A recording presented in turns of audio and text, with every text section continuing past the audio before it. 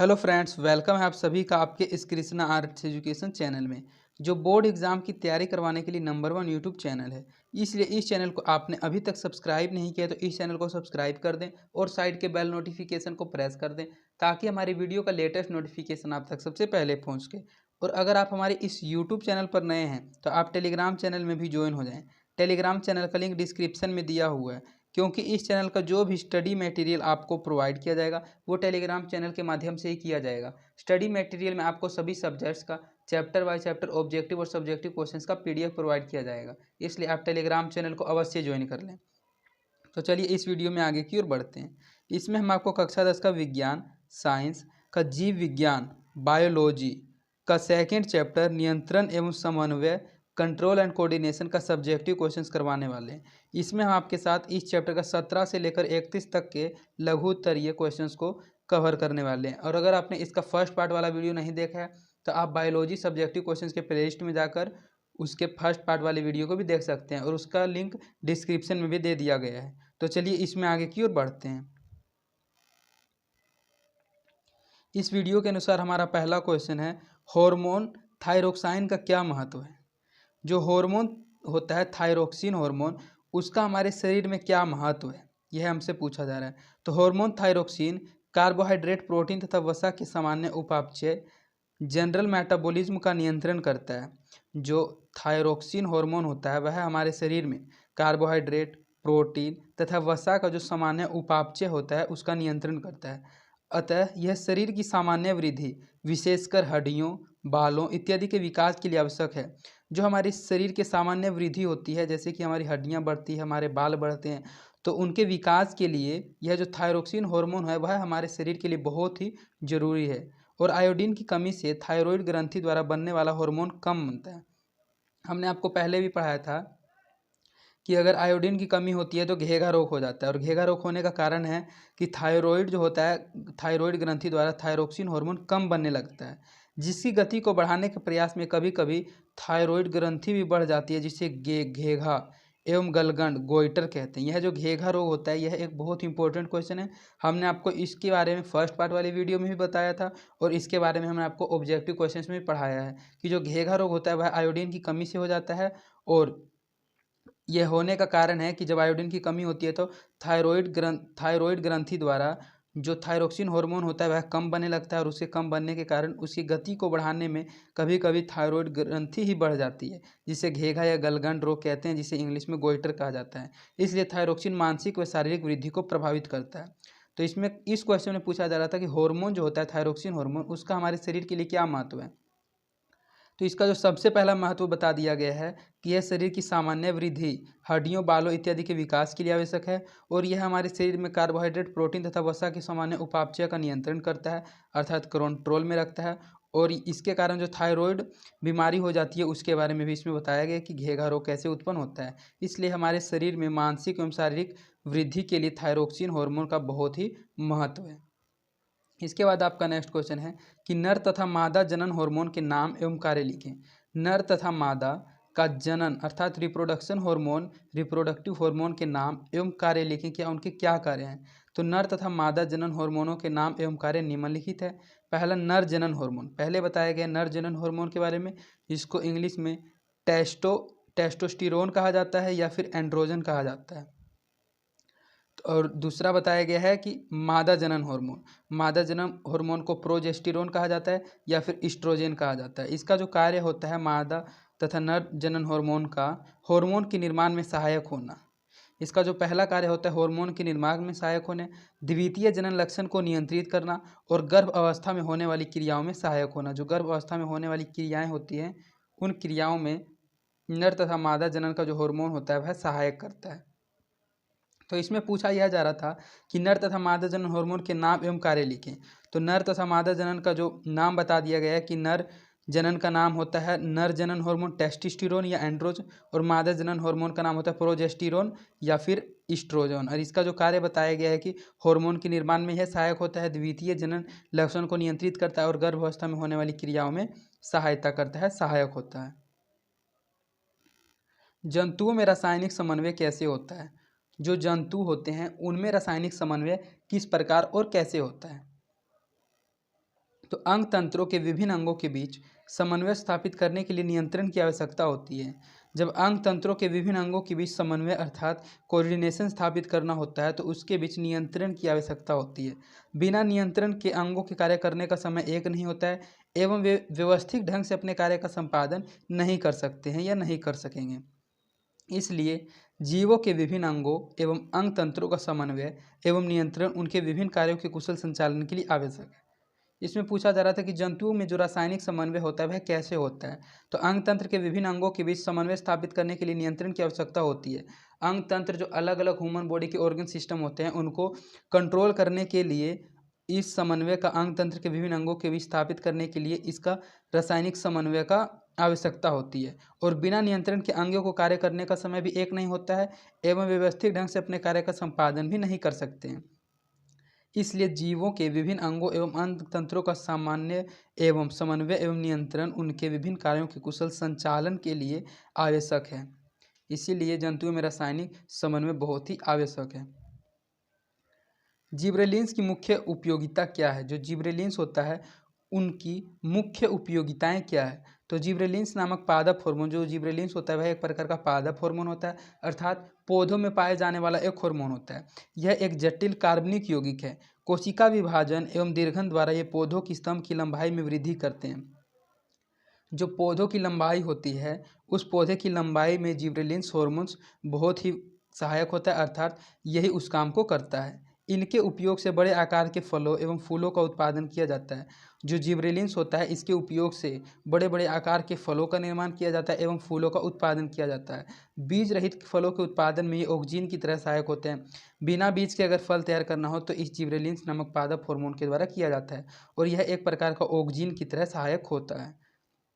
तो जिब्रेलिन्स की मुख्य उपयोगिताएं क्या थी। तो जिब्रेलिन्स की जो पहली उपयोगिता आपने पढ़ी कि इसका पहला उपयोग होता है कि यह पौधे के स्तंभ की लंबाई में वृद्धि करता है अर्थात पौधे की लंबाई को बढ़ाता है। और इसका दूसरा जो उपयोग होता है वह होता है कि फलों एवं फूलों का इस पर उत्पादन किया जाता है और बीज रहित फलों के उत्पादन में ऑक्सीजन की तरह सहायक होते हैं। यही सब जिब्रेलिन्स की मुख्य उपयोगिताएं थी। कोई व्यक्ति अनजाने में जब किसी गर्म सतह को स्पर्श करता है, अगर कोई व्यक्ति अनजाने में अर्थात उसको पता ना हो कि यह सतह गर्म है और उस गर्म सतह को स्पर्श करता है तो अचानक अपने हाथ पीछे खींच लेता है, इस प्रतिक्रिया को क्या कहते हैं। आप अपने ही लाइफ में देख सकते हैं कि अगर आप किसी वस्तु को पकड़ लेते हैं, अगर आप नहीं जानते हैं कि यह वस्तु गर्म है और अगर आप उस गर्म वस्तु को स्पर्श कर देते हैं तो अचानक ही जो आपका हाथ है वह पीछे हो जाता है। तो इस हाथ पीछे होने की प्रतिक्रिया को क्या कहते हैं। तो जब कोई व्यक्ति गर्म सतह को अचानक स्पर्श करने के बाद हाथ पीछे खींच लेता है तो इसे प्रतिवर्ती क्रिया कहते हैं। जो यह क्रिया होता है इस क्रिया को प्रतिवर्ती क्रिया कहते हैं और यह हमें विभिन्न घटनाओं से बचाता है अर्थात जिस घटना से हमको हानि है उस घटना से यह प्रतिवर्ती क्रिया हम लोगों को बचा देता है। इसलिए जब कोई व्यक्ति अगर गर्म सतह को अचानक अर्थात अनजाने में भी स्पर्श कर देता है तो स्पर्श करने के तुरंत बाद उसका हाथ स्वयं से ही पीछे खींचा जाता है। तो इसके पीछे खींचा जाने का कारण है प्रतिवर्ती क्रिया और इस कारण को प्रतिवर्ती क्रिया कहते हैं और यह जो होता है हमें विभिन्न घटनाओं से बचाता है, कोई एक्सीडेंट नहीं होने देता है। साइटोकाइनिन के प्रमुख कार्यों की चर्चा करें। जो साइटोकाइनिन होता है उसका क्या क्या कार्य है, उसके मुख्य कार्यों की चर्चा करें अर्थात उसके प्रमुख कार्यों के बारे में बताएं। तो जो साइटोकाइनिन होता है यह भी एक प्रकार का जिब्रेलिन की तरह पादप हार्मोन होता है अर्थात पौधों में पाई जाने वाली एक हार्मोन होती है जिनके मुख्य लक्षण निम्न प्रकार हैं अर्थात निम्नलिखित हैं।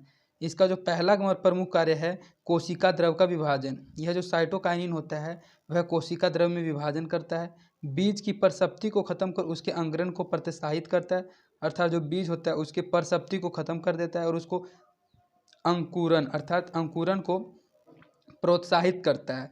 पौधों की पत्तियों को अधिक समय तक हरी एवं ताज़ी बनाए रखता है।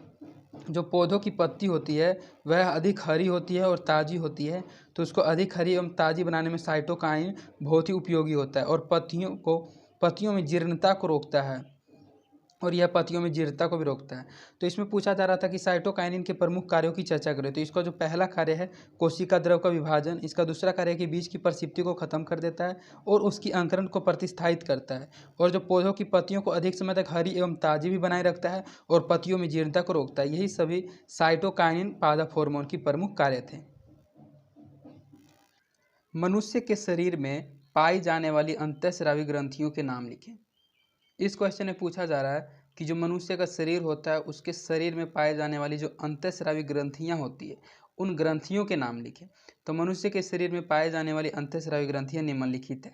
जो मनुष्य के शरीर में अंतःस्रावी ग्रंथियां होती हैं वे निम्नलिखित है, जिसमें से पहला ग्रंथि है पिट्यूटरी ग्लैंड, दूसरा है थायरॉइड ग्लैंड, तीसरा है पाराथायरॉइड ग्लैंड, एड्रीनल ग्रंथि, अग्नाशय और लैंगरहैंस की द्वीपिकाएं और जनन ग्रंथियां जिसको गोनेड्स कहा जाता है, जिनका साथ ही साथ इंग्लिश नाम भी दिया गया है कि पिट्यूटरी ग्लैंड को तो पिट्यूटरी ग्लैंड ही कहा जाता है, थायरॉइड ग्लैंड को थायरॉइड ग्लैंड, पैराथायरॉइड ग्रंथि को पैराथायरॉइड ग्लैंड, एड्रीनल ग्रंथि को एड्रीनल ग्लैंड और अग्नाशय एवं लैंगरहैंस की द्वीपिकाएं को इजलेट्स ऑफ लैंगरहैंस। और एक जनन ग्रंथियां होती है वह भी अंतःस्रावी ग्रंथियां होती है जिसको गोनेड्स कहा जाता है, अंडाशय को ओवेरी कहा जाता है और वृषण को टेस्टिस कहा जाता है। ये जो जनन ग्रंथियां होती है, जनन ग्रंथियां दो होती है, महिलाओं में अंडाशय होता है एवं पुरुषों में वृषण होता है।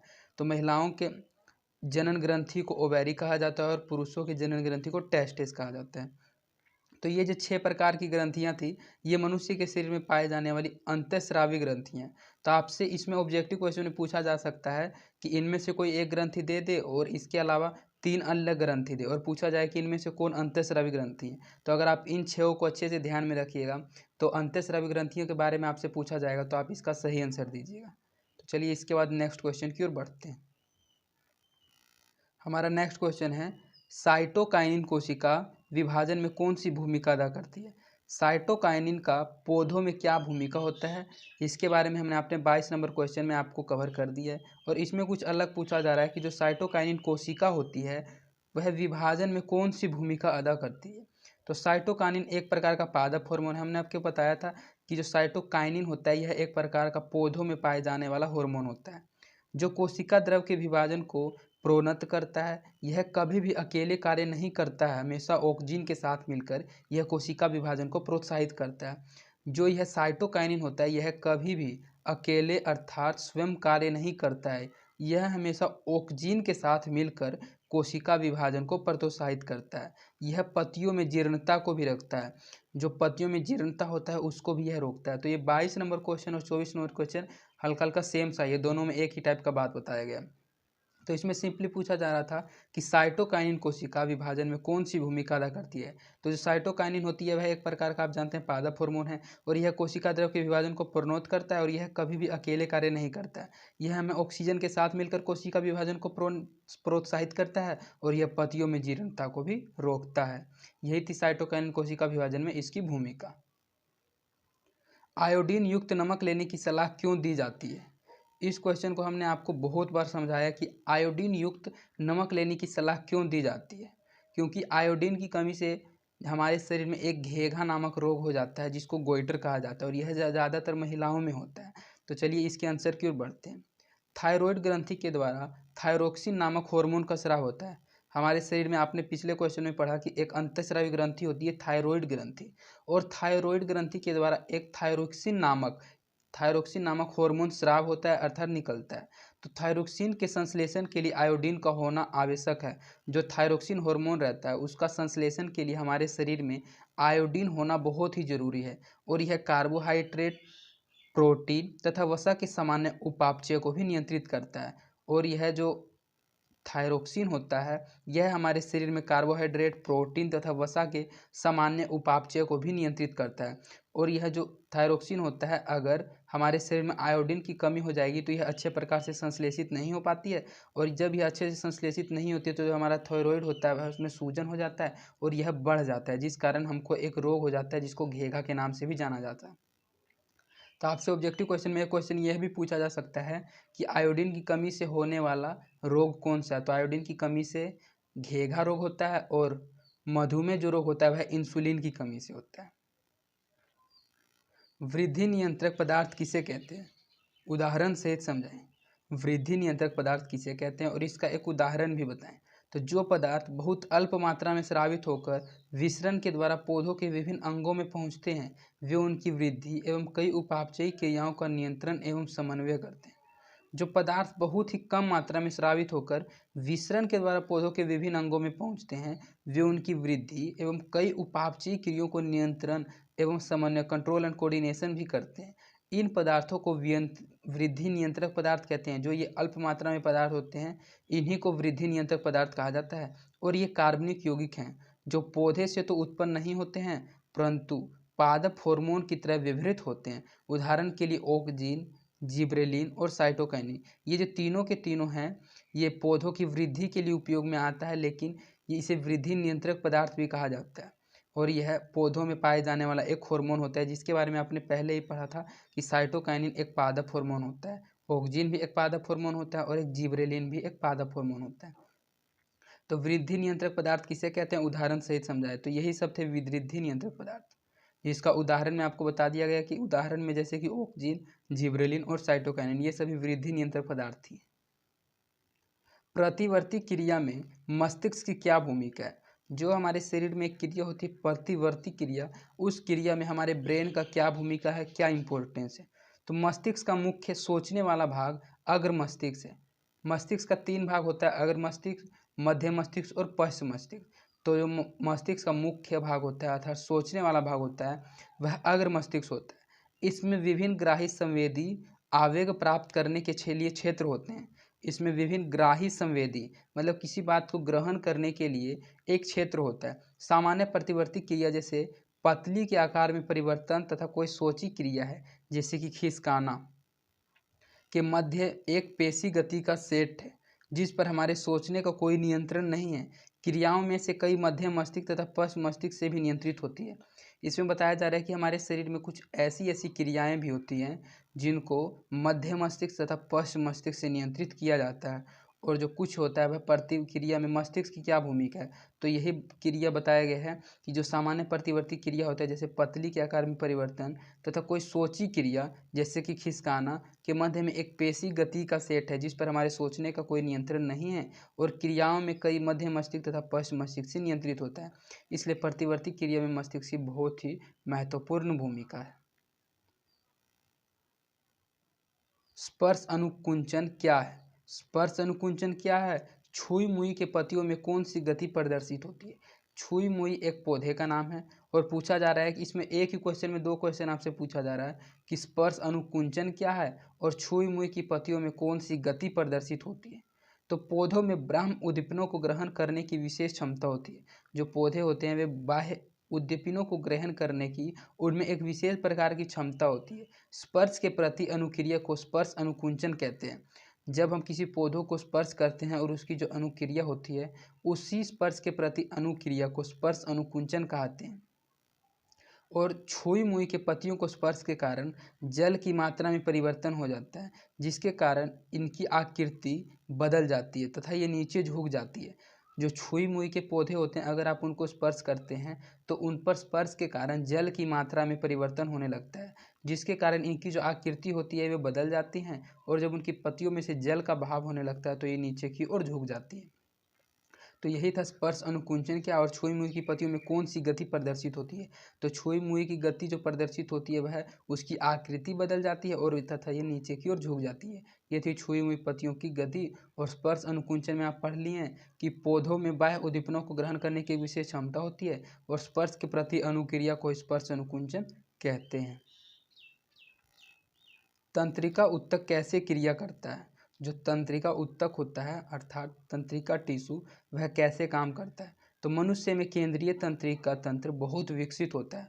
जो मनुष्य में केंद्रीय तंत्रिका तंत्र होता है वह बहुत ही ज़्यादा विकसित होता है। इसमें जो तंत्रिकाएं तंत्र होती है उसके बारे में बताया गया कि मस्तिष्क होता है, मेरु रज्जु होता है तथा संबंधित तंत्रिकाएं होती है।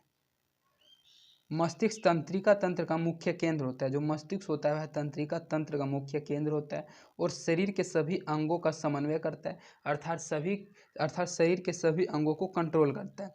यह खोपड़ी में स्थित होता है। जो मस्तिष्क होता है उसका जगह खोपड़ी में होता है अर्थात यह खोपड़ी में स्थित होता है। इसके बाद मेरु रज्जु के बारे में आपको पढ़ना है। तो मेरु रज्जु रीढ़ की हड्डी के बीच में स्थित होता है। जो हमारे शरीर में रीढ़ की हड्डी होती है उसी के बीच यह मेरु रज्जु स्थित होता है। तंत्रिकाएं महीन धागे के आकार की संरचनाएं होती हैं जो मस्तिष्क और मेरु रज्जु से जुड़ी होती है। जो हमारे शरीर में तंत्रिकाएं होती है वह एक महीन धागे के आकार की संरचनाएं होती हैं जो मस्तिष्क और मेरु रज्जु से जुड़ी होती है और शरीर की प्रत्येक कोशिकाओं से भी जुड़ी होती है। कार्य के आधार पर तंत्रिकाओं को दो भागों में बांटा गया। जब आप किसी कार्य को करते हैं तो उस आधार पर तंत्रिका जो होती है उसको दो भागों में बांट दिया गया है। पहला संवेदी तंत्रिकाएं और दूसरा प्रेरक तंत्रिकाएं। तो संवेदी तंत्रिकाएं वे होती है जो उद्दीपन को प्रभावी भागों से मस्तिष्क और मेरुरज्जु को ले जाती है। जो उद्दीपन को प्रभावी भागों को मस्तिष्क और मेरुरज्जु को ले जाती है वे होती है संवेदी तंत्रिकाएं। और प्रेरक तंत्रिकाएं, तो प्रेरक तंत्रिकाएं वे होती हैं जो उद्दीपन का उत्तर प्रभावित भागों तक ले जाते हैं। संवेदी तंत्रिकाएं वे होती है जो उद्दीपन को प्रभावी भागों से मस्तिष्क और मेरुरज्जु को ले जाती है, वे होती है संवेदी तंत्रिकाएं। और प्रेरक तंत्रिकाएं वे होती है जो उद्दीपन का उत्तर प्रभावित भागों को ले जाती है। जो प्रेरक तंत्रिकाएं होती है ये केवल उत्तर प्रभावित भागों को ले जाती है और ये प्रभावी भागों के मस्तिष्क और मेरुरज्जु को ले जाती है। ये थी तंत्रिकाएं दो प्रकार की, संवेदी और प्रेरक तंत्रिकाएं। और इसमें जो तीनों है मस्तिष्क, मेरुरज्जु तथा संबंधित तंत्रिकाएं, ये जो होता है ये तंत्रिका उत्तक कैसे क्रिया करता है इसके बारे में बताया गया कि तंत्रिका उत्तक में मस्तिष्क, मेरुरज्जु तथा संबंधित तंत्रिकाएं होती हैं। और यह जो काम करता है पहले दोनों का जगह बता दिया गया कि मस्तिष्क कहाँ होता है और मस्तिष्क का काम क्या, और मेरुरज्जु कहाँ स्थित होता है और मेरुरज्जु का क्या काम होता है। और इसके बाद तंत्रिकाएं दो प्रकार की होती है, दोनों तंत्रिकाओं के बारे में आपको बता देना है। मनुष्य में कौन सी ऐसी ग्रंथि है जिसमें एंजाइम तथा हार्मोन दोनों स्रावित होता है। यहाँ मनुष्य लिखा गया है, बहुत जगह आपने देखा होगा कि मनुष्य लिखा होगा लेकिन सभी जगह मनुष्य होगा, ये थोड़ा टाइपिंग में मिस्टेक हो गया। तो इसमें पूछा जा रहा है कि मनुष्य में कौन सी ऐसी ग्रंथि है जिसमें एंजाइम तथा हार्मोन दोनों स्रावित होता है। मनुष्य की ऐसी कौन सी ग्लैंड है जिसमें से एंजाइम भी स्रावित होता है और हार्मोन भी स्रावित होता है। तो अग्नाशय, जिसको पैंक्रियाज कहा जाता है। तो पैंक्रियाज एक ऐसा ग्लैंड होता है, पैंक्रियाज एक ऐसी ग्रंथि है हमारे शरीर में जिससे एंजाइम भी स्रावित होता है और हार्मोन भी स्रावित होता है, अर्थात जिससे एंजाइम तथा हार्मोन दोनों स्रावित होते हैं। और यह छोटी आंत के पास में पाई जाती है। जो हमारे शरीर में छोटी आंत होती है उसी के पास में यह ग्रंथि पैंक्रियाज ग्लैंड पाई जाती है। और यह एक ऐसी ग्रंथि है जिसमें एंजाइम तथा हार्मोन दोनों स्रावित होते हैं। तो यह एक प्रकार का लघु उत्तरीय क्वेश्चन भी है और यह ऑब्जेक्टिव में भी पूछा जा सकता है आपसे कि निम्न में से कौन सी ऐसी ग्रंथि है जो एंजाइम तथा हार्मोन दोनों को स्रावित करती है। तो पैंक्रियाज ग्रंथि एक ऐसी ग्रंथि है जो एंजाइम तथा हार्मोन दोनों को स्रावित करती है। इसके बाद आपका इस वीडियो का लास्ट क्वेश्चन है कि हम एक अगरबत्ती की गंध का पता कैसे लगाते हैं। जो अगरबत्ती की गंध, अर्थात हम लोगों को कैसे पता चल जाता है कि अगरबत्ती कहीं जल रही है, अर्थात अगरबत्ती की गंध का पता हम लोग कैसे लगा लेते हैं। तो अगरबत्ती या किसी भी गंध का पता हम अग्र मस्तिष्क के करते हैं। हमने आपको बताया कि मस्तिष्क के 3 भाग होते हैं और मस्तिष्क के बारे में हमने आपको पूरा फर्स्ट पार्ट वाले वीडियो में पढ़ाया था। और इसलिए अगर आपने फर्स्ट पार्ट वाले वीडियो को नहीं देखा है तो आप डिस्क्रिप्शन में बायोलॉजी सब्जेक्टिव क्वेश्चंस के प्लेलिस्ट में जाकर इसके फर्स्ट पार्ट वाले वीडियो को भी देख लें, क्योंकि उसमें भी बहुत सारे इंपॉर्टेंट क्वेश्चन पढ़वाएंगे। तो हमने आपको बताया था कि मस्तिष्क 3 प्रकार के होते हैं, अग्र मस्तिष्क, पश्च मस्तिष्क और मध्य मस्तिष्क। तो जो अगरबत्ती या किसी भी गंध को पता करने का जो काम होता है वह अग्र मस्तिष्क का होता है। गंध का पता करने के लिए संवेदी केंद्र होता है जिससे गंध की सूचना प्राप्त होती है। नासिका में उपस्थित ग्राण ग्राही के कारण हम एक अगरबत्ती की गंध का पता लगाते हैं। इसमें पूछा जा रहा था कि हम एक अगरबत्ती की गंध का पता कैसे लगाते हैं। तो अगरबत्ती या किसी भी गंध का पता हम अगर मस्तिष्क करते हैं। गंध का पता करने के लिए संवेदी केंद्र होता है जिससे गंध की सूचना प्राप्त होती है। और हमारी नासिका में एक उपस्थित घ्राण ग्राही होती है, उसी के कारण हम अगरबत्ती की गंध का पता लगा लेते हैं या किसी अन्य भी गंध का पता लगा लेते हैं। तो इस प्रकार आपका इस चैप्टर का 31 सब्जेक्टिव क्वेश्चंस कंप्लीट करा दिया गया, जो एग्जाम के दृष्टिकोण से बहुत ही महत्वपूर्ण क्वेश्चंस थे। और अगर आपको ये क्वेश्चंस एक बारी में समझ नहीं आया तो आप इस वीडियो को एक बार रिपीट करके और देख लें, क्योंकि अगर आप इन क्वेश्चंस को सिर्फ अच्छे से समझे हुए रहिएगा तो अगर ये क्वेश्चंस एग्जाम में आ जाएगा तो आप अपने लैंग्वेज में भी इनका आंसर जरूर लिख के आइएगा। और अगर आपको हमारी वीडियोज़ पसंद आती है तो आप अपने दोस्तों के बीच इन वीडियोज़ को जरूर शेयर करें और आप हमारी वीडियोज़ को लाइक भी जरूर करें, इससे हमारा मोटिवेशन बना हुआ रहता है। तो आज के लिए इतना ही, धन्यवाद।